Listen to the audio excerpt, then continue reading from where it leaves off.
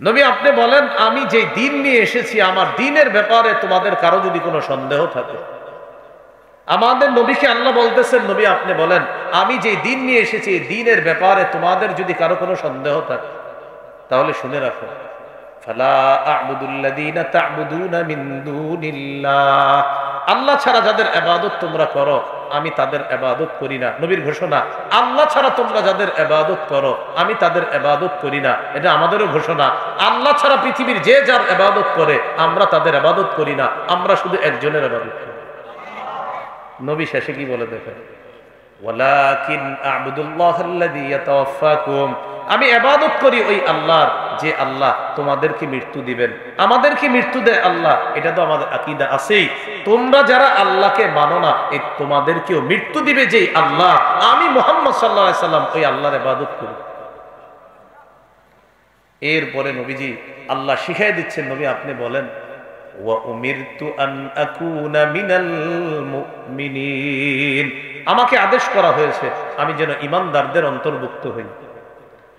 ওয়া আন আকিম ওয়াজহাকা লিদ-দীনি হানিফাও ওয়া লা তাকুনান্না মিনাল মুশরিকিন, আমাকে আদেশ করা হয়েছে নবী একনিষ্ঠভাবে আপনি আপনার চেহারাটা দ্বীনের প্রতি প্রতিষ্ঠিত রাখেন, আর যারা শিরিক করে আপনি তাদের অন্তর্ভুক্ত হয়েন না। চিন্তা করছেন নবীরে আল্লাহ বলতেছে যারা শিরিক করে আপনি তাদের অন্তর্ভুক্ত হয়েন না, নবীরে বলতেছে।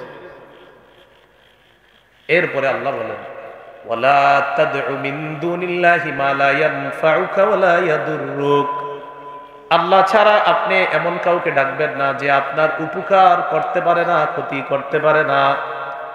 ওয়ালা তাদউ মিন দুনিল্লাহি মা লা ইয়ানফাউকা ওয়া লা ইয়াদুররুক, আল্লাহ ছাড়া এমন কাউকে আপনি ডাকবেন না, মা লা ইয়ানফাউকা, যে আপনার উপকার করতে পারে না, ওয়ালা ইয়াদুররুক, যে আপনার ক্ষতি করতে পারে না। পরে কি বলে দেখেন, ফা ইন ফাআলতা, নবী আপনি যদি আল্লাহ ছাড়া কাউকে ডাকেন, নবী আপনি যদি আল্লাহ ছাড়া কাউকে ডাকেন, নবী আপনি কাউকে যদি আল্লাহ ছাড়া কাউকে যদি উপকার আর ক্ষতিকারক মনে করেন, আল্লাহ ছাড়া যদি মনে করেন কেউ আপনার উপকার ক্ষতি করতে পারে, যদি মনে করেন, ফা ইন্নাকা ইদাম মিনাজ জালিমিন, আপনি ওই মানুষদের অন্তর্ভুক্ত হবেন যারা জালেম। নাউজুবিল্লাহ, যারা কি?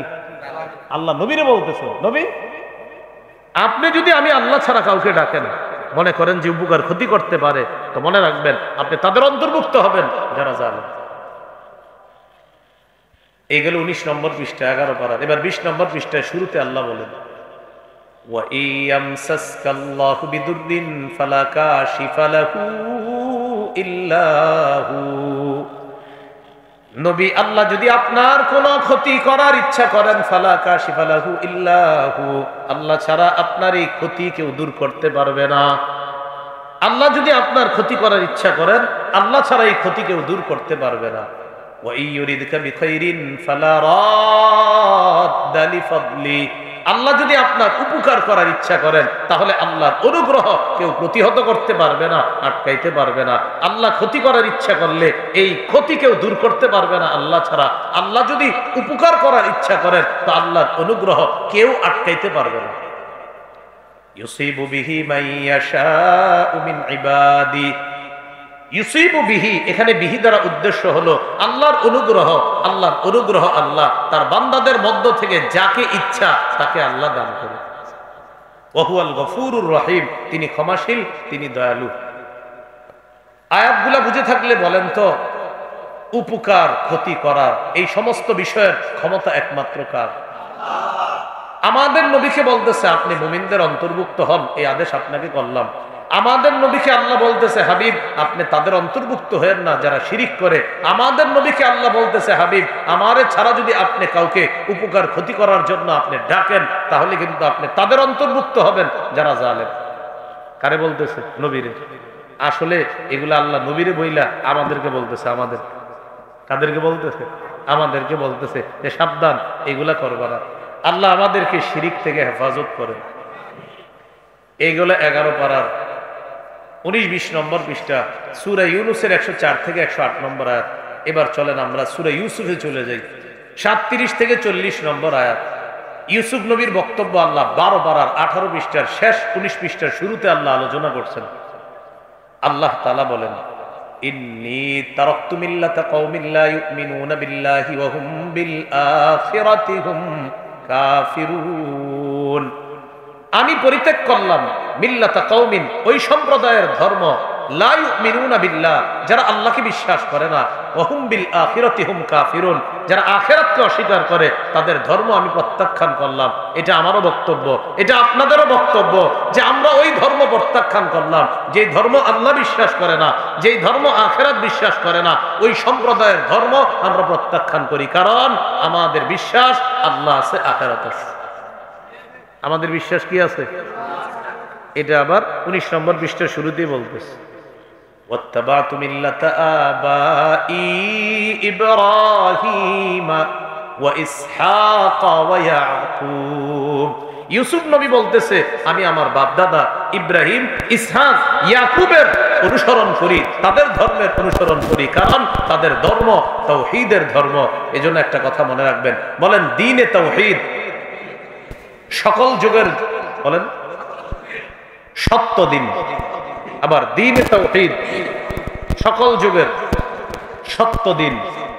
শরীয়তে মুহাম্মদ কোরআন নাজিলের পর থেকে কিয়ামত পর্যন্ত একমাত্র শরীয়ত। তাহলে দ্বীনে তাওহীদ সকল যুগের দিন, সকল যুগের দিন দ্বীনে তাওহীদ, এটাই সঠিক ধর্ম। আর শরীয়তে মুহাম্মদ কোরআন নাজিলের পর থেকে কিয়ামত পর্যন্ত একমাত্র মীমাংসিত শরীয়তে মুহাম্মদ, সেটা হলো আমাদের নবী মুহাম্মদ সাল্লাল্লাহু আলাইহি সাল্লামের শরীয়ত। বাস, এটা ফয়সালা, এটা মীমাংসা।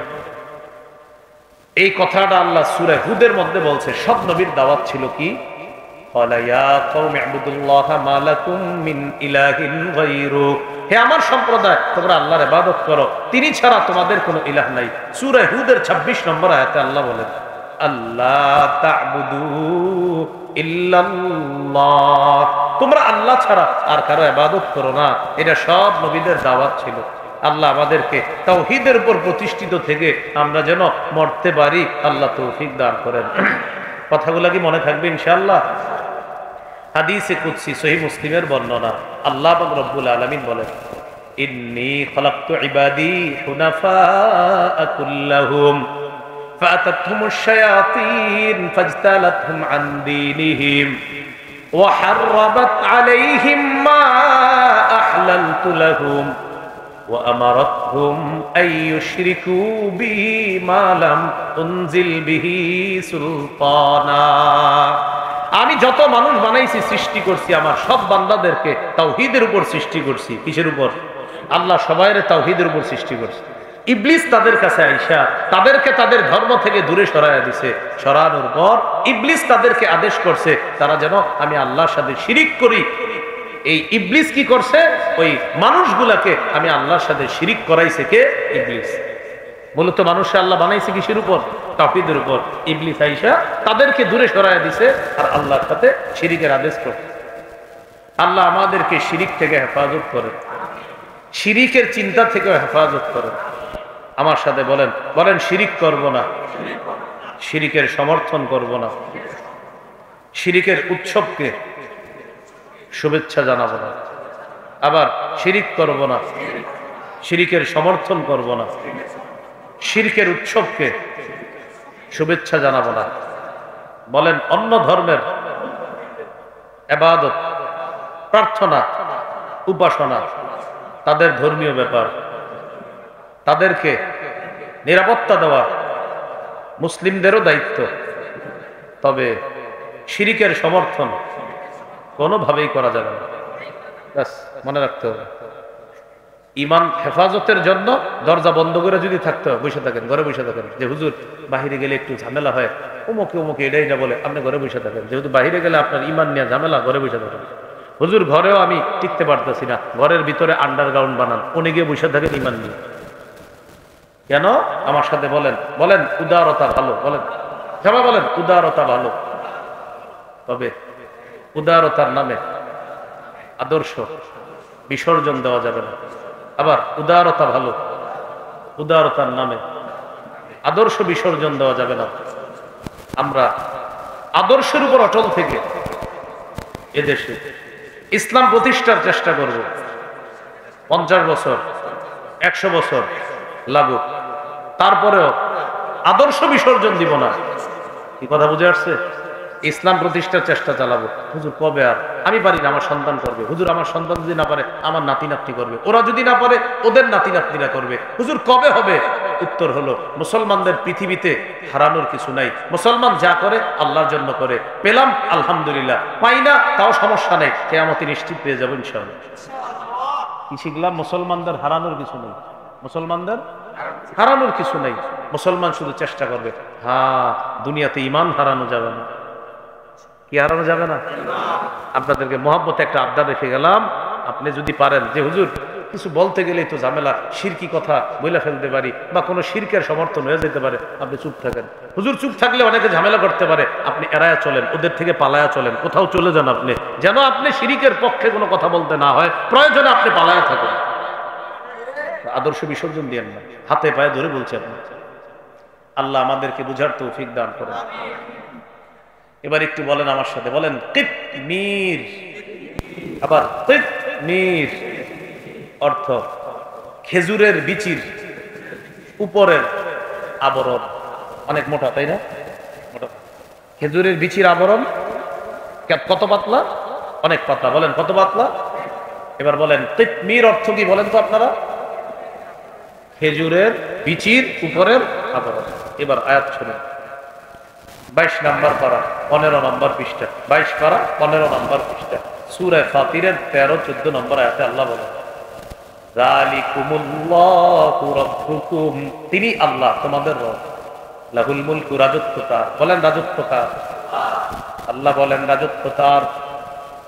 ওয়াল্লাযীনা তাদউনা মিন দুনিহি মা ইয়ামলিকুনা মিন কিতমির, আল্লাহ ছাড়া যাদেরকে তোমরা ডাকো তারা খেজুরের বিচির উপরের আবরণেরও মালিক না। ওয়াল্লাযীনা তাদউনা মিন দুনিহি মা ইয়ামলিকুনা মিন কিতমির, আল্লাহ তাআলা বলেন আল্লাহ ছাড়া যাদেরকে তোমরা ডাকো তারা খেজুরের বিচির উপরের আবরণেরও মালিক না। কিসের মালিক না? তো ডাকেন কেন? খেজুরের বিচির উপরের আবরণের মালিক না। তাহলে কি না? বলেন বলেন মালিক না। কি না? আল্লাহ বলে মালিক না, তো ডাকো কেন? আমি আল্লাহ ছাড়া অন্য কাউরে কেন ডাকো? আল্লাহ কারে ডাকি? এমন কাউরে ডাকো যে খেজুরের বিচির উপরের আবরণের মালিক না, তাই তো? তাহলে ডাকো কেন? তো কি করব? আল্লাহ পরে বলবো, ইন তাদউহুম লা ইয়াসমাউ দুআআকুম, যদি তাদেরকে ডাকো তারা তোমাদের ডাক শুনবে না। এই জন্য এমন কাউকে ডাকতে হবে যিনি ডাকার সাথে সাথে আমাদের ডাকে সাড়া দেয়। তিনি কে? সূরা বাকারার 186 নম্বর আয়াতে আল্লাহ বলেন, উজিবু দাওয়াতাদ দাঈ ইদা দাআন, আহ্বানকারী আমাকে ডাকার সাথে সাথে আমি আল্লাহ তার আহ্বানে সাড়া দিই। সূরা গাফিরের 60 নম্বর আয়াতে আল্লাহ বলেন, ওয়াকালা রাব্বুকুম উদউনি আস্তাজিব লাকুম, তোমাদের রব আল্লাহ বলেন আমাকে ডাকো, তোমরা ডাকা মাত্রই আমি আল্লাহ তোমাদের ডাকে সাড়া দিই। সবাই একটু বলি, বলেন আল্লাহুম্মা বারিক লানা ফীমা আ'তাইতানা, আল্লাহুম্মা, হে আল্লাহ, বারিক লানা, আমাদেরকে বরকত দেন, ফীমা আ'তাইতানা, যে নিয়ামত আমাদেরকে দিয়েছেন সেই নিয়ামতে বরকত দান করেন। বলেন আল্লাহুম্মা, হে আল্লাহ। এবার বলেন এই যে আমরা বলেন আল্লাহকে ডাকলাম, যতবার ডাকলাম ততবার আল্লাহ আমাদের ডাকে সাড়া দিছে। এই এতবার আমরা আল্লাহুম্মা আল্লাহুম্মা যতবার বলছি আল্লাহ প্রতিবার বলছে, বলো আল্লাহুম্মা, আল্লাহ বলো, আল্লাহ বলো, আল্লাহ। আরে বল, কি বলবি বল। আল্লাহর ডাকার সাথে সাথে বলে বলো, কি বলবো বলো। আল্লাহ বরকত দেন, আল্লাহ বরকত দেন, আল্লাহ রহমত দেন, আল্লাহ আমার জুতার ফিতা লাগবে দেন, আল্লাহ আমি বাজারে যাইতেছি ভালো জিনিস যেন কিনতে পারি, আল্লাহ ব্যবস্থা করে দেন। এরকম সবকিছু আল্লাহরে বলা, কারণ আল্লাহ বলে তুই ডাকার সাথে সাথে আমি তোর ডাকে সাড়া দিই। তাহলে কি শিখলাম? এমন কাউকে ডাকা যাবে না যেই ব্যক্তি যেই কিছু খেজুরের বিচির উপরের আবরণের মালিক না ডাকতে হবে এমন সত্তাকে যিনি আসমান জমিনের মালিক। তিনি কে? আল্লাহ আমাদেরকে কথাগুলো মনে রাখার তৌফিক দান করেন। সূরা লুকমানের 13 নম্বর আয়াতে আল্লাহ বলেন, وَإِذْ قَالَ لُقْمَانُ لِابْنِهِ وَهُوَ يَعِظُهُ يَا بُنَيَّ لَا تُشْرِكْ بِاللَّهِ إِنَّ الشِّرْكَ لَظُلْمٌ عَظِيمٌ। লোকমান হাকিম তার সন্তানকে ওয়াজ করতে গিয়ে বললেন, হে প্রিয় সন্তান, তুমি আল্লাহর সাথে শিরিক করো না, শিরিক মহা জুলুম, শিরিক মহা জুলুম, তুমি আল্লাহর সাথে শিরিক করো। সূরা মাইদার 72 নম্বর আয়াতে আল্লাহ বলেন, ইন্নাহু মান ইউশরিক বিল্লাহ ফাকাদ হারামাল্লাহু আলাইহিল জান্নাহ ওয়া মাওয়াহুন নার। যে ব্যক্তি আল্লাহর সাথে শিরিক করে তার জন্য আল্লাহ জান্নাত হারাম করে দেয়, তার ঠিকানা জাহান্নাম। যে ব্যক্তি আল্লাহর সাথে শিরক করে তার ঠিকানা জাহান্নাম, আল্লাহ তার জন্য জান্নাত হারাম করে দেয়।